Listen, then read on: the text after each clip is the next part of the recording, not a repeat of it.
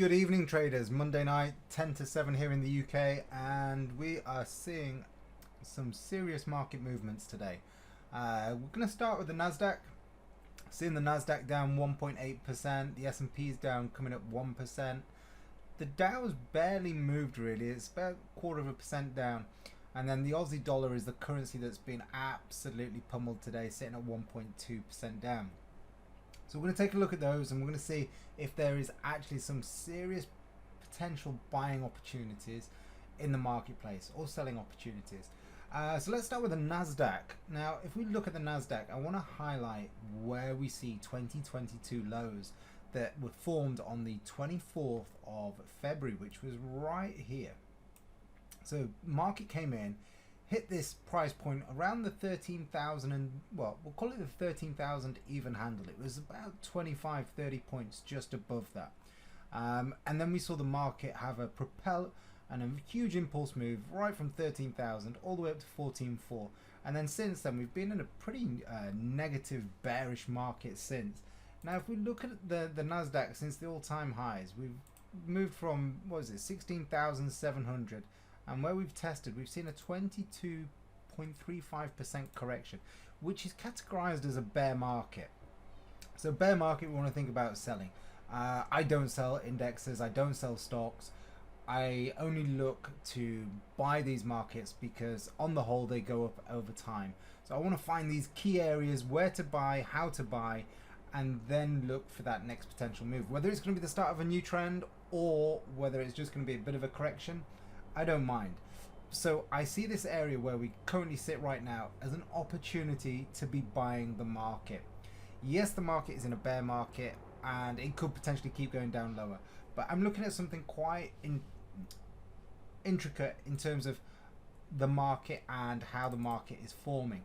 So if we go down here to the 5-minute time frame, whether this trade sits here when the trade or when this video is delivered to YouTube is another matter, because it's breaking right now. We've got our orders set, they've gone out to our club, which is, we're looking at this double bottom right now that's being formed. Price come into a key support level, we've created that double bottom, price has failed. We want to see price go up above this 13,100 area, so orders in around 13,110, stops below structure. Where do we see the next major structure? Price could probably come into this area here, but I'd be looking at this and going, well, this is where we see price getting its next major sticking point. Now, if that is the case and that's going to happen, we're talking price has got to move about 3.5% up until this price point here. So let's call it 3 for even handle, round numbers. Now, if this trade has already triggered and it's gone, ways you could look at this would be this consolidation area here. There's a probability that price could run into this area here and then pull back down, creating a higher low for you to trade, and you could still get the same entry as what we've done here, maybe even slightly better. Stops would still be the same. Always have your stops under structure. Now, depending on trade management, how you want to manage these trades is a personal perspective on your risk tolerance. Now, you've got to appreciate that if we are in a bear market and the sentiment is very bearish right now, then you're probably going to be looking at managing your risk and your stop, your trade management, a lot more aggressive than you would do if this had been a correction in a bull market. So what I would be saying with something like that is, if the market does get you to, let's say, 1-to-1, then when price moves up here, bring your stop up or take some money off it. So take 0.5% off, take half the trade off, whatever it may be, but start thinking about risk management. What are you going to do with your trade? How are you going to protect the downside? Because the probability says that if we are in a downtrend, the market could potentially pull back up into here and then continue lower. And if that is the case, we don't want to be caught seeing a nice chunk of profit here and then all of a sudden it continues lower. Like I said, I do not sell indexes, I do not sell stocks, I only look to buy at them. And if you can hear that noise in the background, I do apologize. We have a little baby girl. She's 5 months right now, so please, I do apologize, but there's not much we can do during feeding time. Okay, right, that's the NASDAQ. So hopefully you've got a clear plan of what to potentially look for on the NASDAQ. Pound is another market of serious interest. So I'm going to go up to the weekly time frame here. And something that I want you to take account of, and what we can see is, yes, this current momentum is to the downside. We can see price is working within this extensive descending channel. And price, you know, if you were one of our members, you would have been selling the market from somewhere around here, and you would have exited somewhere around here. But now what we've seen is price has it surpassed our targets, which were just above these lows here. It's coming into an area where we, you know, potentially see that the market could turn, and we could see a correction, not just to here, but even higher.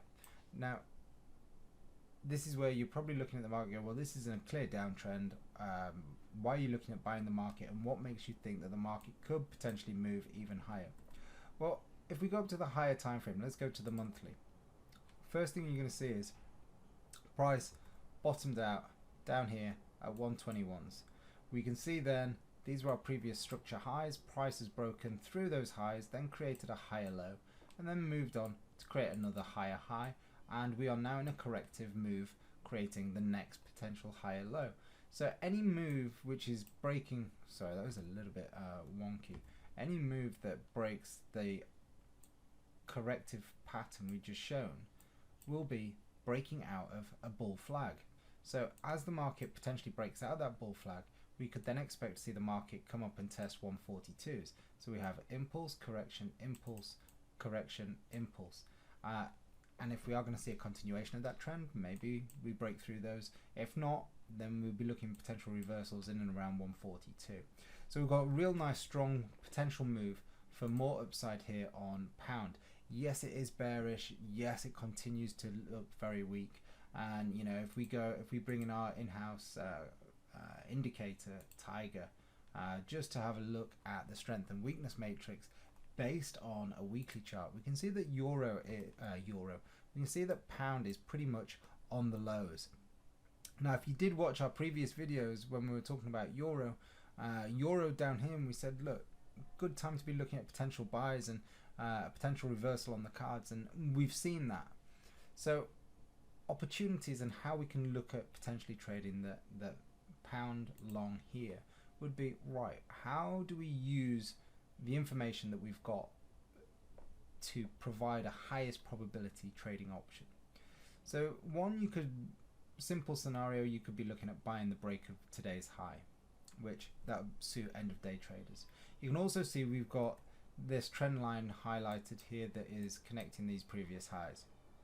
So if you wanted to be a little bit more aggressive but waiting for a little bit more confluence, then if we just drop down again and look at a smaller time frame, something like the 4 hourly or the hourly, you'll just see that information in more detail, and you'll notice that these impulse phases, I'll just draw them in, these impulse phases here, here, and then more recently here and here, that they're getting weaker, they're getting shorter, they're getting shallower. Therefore, we can see that the momentum to the downside is running out of steam. So what we're looking for, essentially we're looking for price to fail somewhere down here around the trend line support. Then we want to see price create a new high. So, you know, all in all, you could be really patient and wait for a break of the trend line, wait for a new high, and then you wait for that first higher low, and that would be a confirmation that we're now looking for that move to the upside towards 135. I know there's traders out there that always like to try and catch the bottom and catch the top. And if you're that type of person, then you know what, you're going to be looking for, I don't know, let's say a buy limit in and around down here, and you know, then it's a lottery as to where you put your stop loss. You could use ATR, and which is average true range, and then it's a matter of which setting you want to use. You can use something like a traditional setting of 14, or would you look at something like a monthly setting of 20, how far the market moves across 20 normal days of market movement, the last 20 days. So these are things that you could look at, or 1.5 times the average true range. It all comes down to, but this is where, you know, it is a lottery, because you could pick 1.5 times the average true range over the last 14 days, and that could be, let's say, 100 points. So you put your buy limit in here at a random price somewhere around the trend line, you put your stop loss, call it 100 points away from that, and the market drops and it does 103 points, stops you out, and then reverses. So this is this is the issue with it when you're trying to buy off blind levels. It's you don't know how far the market's going to move, and in terms of dictating where you put your stop behind structure, again, it's a lottery. So that's why we always prefer to look at it in a little bit more detail and be a little bit more intricate. So if you were wanting to buy from down here, then I would do something like what we just highlighted on the NASDAQ, which would be wait for price failure, drop down to a very small time frame, look for that change of cyclical pattern, and trade accordingly. But because you don't have the confirmation on the higher time frame, i.e. breaking out of the trend line, then you're going to have to be a lot more aggressive with trade management. So hopefully that makes perfect sense what I just discussed there. And let's look for something that let's take a look at Euro Aussie, because Aussie's been battered a little bit at the minute, but Euro Aussie does give a potential opportunity for a trade tomorrow. So in fact, let's just go out to the daily time frame so we can look at it in a little bit more detail. So we have a very strong impulsive move down from a key resistance level, which you can see highlighted up here at 162. Price broke our counter trend line, broke down, and then it was just pretty much a waterfall. So looking at this chart right now, I would suspect that the market is going to head up back towards 154, and whether it goes there in a straight line or it has a correction first before it goes there is going to be another question. But what we want to do is we want to put a plan in place that will allow us to potentially capture some of that move should we see a correction. So based on the conditions that we see right now, if we were to just drop down to the 4-hour chart, we can see we've got our previous swing high through here, and we've had a strong impulsive move breaking out of these highs. So tomorrow I'll be looking for price to pull back down into this zone here. Let me just zoom out so I can give you the price point. 151, call it 151.60. So we want to see price pull back in towards 151.60. Then it'll be a matter of watching either smaller time frames or price actions, some candlestick formations, to then get long and trade that back up towards 154. So Euro Aussie is looking really nice. And then let's move over to gold to finish off with, because gold has just been unbelievably volatile. I mean, we saw $65 move the other day, a $70 move the other day, and today we're sitting down at $36.50 right now. You know, as traders, this is what we want to see. We want to see volatility. But how do you trade it? What are you looking for? You know, we've got to go out, and the only thing we can really see that is crystal clear is price came up, pretty much tested that to the pip, and then we've broken last week's low. So sentiment is definitely to the downside. The other thing to take note of is seasonal analysis from now on is to the downside, at least for March, early April as well. We should see some more downside in the seasonality. So based on that, we want to start looking for potential structural points to look for to trade short. So tomorrow we can start looking at 1962, not the year but the price point, somewhere through here where we could look for price to rally back up into here and look for trading opportunities to get short. Target points, you know, just look left, where do we see buyers come in, use that as technical levels to basically highlight where you want to get out of the market. 1920, 1900, big even numbers, these are things you want to watch out for. If we drop down to the hourly chart, you know, we're really going to have to sort of zoom in. You can see that this, and make it larger, you can see that the structure is being formed, but you can see through here 1960, nice little area. You've got this wick low here, gain wicks here, wicks, we broke down, we've retested, and we've sold off. We've got this wick here to basically fill, and then overnight, anything could happen overnight. We break through this low and then expect to see more downside. But I'd definitely be looking for 1960 at some point tomorrow for a potential continuation. I'm just going to move over to the NASDAQ, because anyone that did place this order from our members will have been triggered in by now. We are seeing a little bit of a pullback after we've been triggered in, because we did go for the breakout trade. So, you know, this could be stops hit tonight if it does continue to reverse lower. I would like to have seen, after price, let's say, got above those highs, I would like to have seen price then continue and move above the previous candle's high. And you can see from the current price action, that's not what we're seeing right now. So it's not looking too optimistic for this trade as it stands right now. But you know, I live by my rules, and what's that saying? Live by the sword, die by the sword.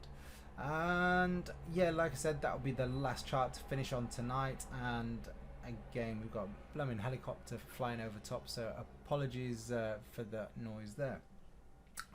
So if you did enjoy the analysis, please give it a thumbs up. Make sure you hit the thumbs up. Share it with any fellow traders. And if you haven't yet subscribed, please subscribe. It just means any videos we publish, which we'll do this Monday, Tuesday, Wednesday, Thursday nights, you get a nice long detailed video with around 4 or 5 charts, something to look at.